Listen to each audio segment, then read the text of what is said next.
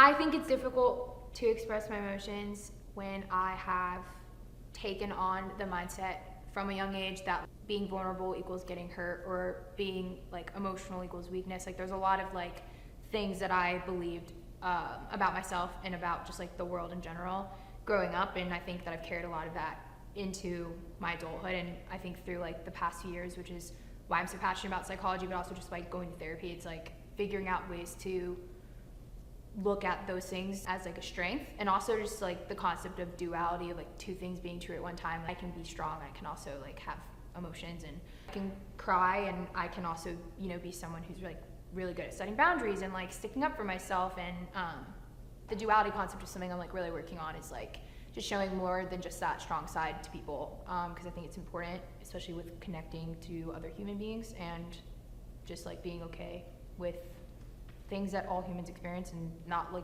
putting myself in a different category. Yeah, I mean, I feel like a lot of people like struggle with connecting to their feelings, or not seeing like being emotional and like crying as like a weakness.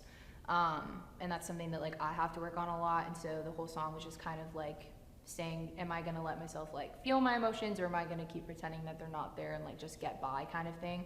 I guess overall just touches on like the tendency to like kind of numb out and dissociate rather than like fully let your body experience feelings.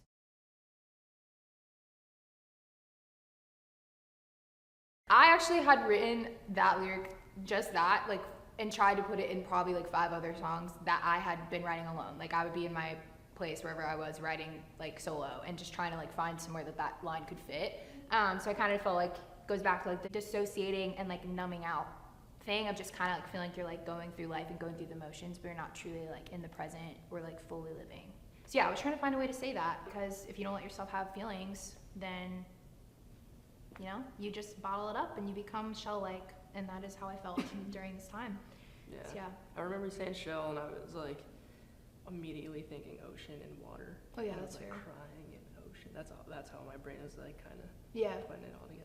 The first pre-chorus touches on like oceans as in tears, which is how we like made that analogy. So then it made sense to do it with some other kind of analogy in the second pre-chorus that went back to like water, Florida. So maybe I think that was probably one of my first writes during this trip. I believe so. It was like early on in the week. I guess when we wrote it, I knew it would be on the EP. I didn't even know what I was really writing for at that time, and I also didn't know what other songs would come out of that trip. I really had only had Mason Street written at that point, so I just felt like that kind of like put me into the headspace of whatever the next world was going to be for the whole project, and also just the way that we wrote it with like mainly on acoustic, and like Jeremy kind of just like creating this like melody just alone on the guitar, like kind of inspired me into this like very acoustic driven organic instruments for like the whole rest of the project. So yeah, I kind of remember that hook coming, and I was like, oh, this is a sick pre-chorus, and you and Jeremy were like, that's the hook, and I was like, I don't know, and then I heard it back, and I was like, all right, y'all were right.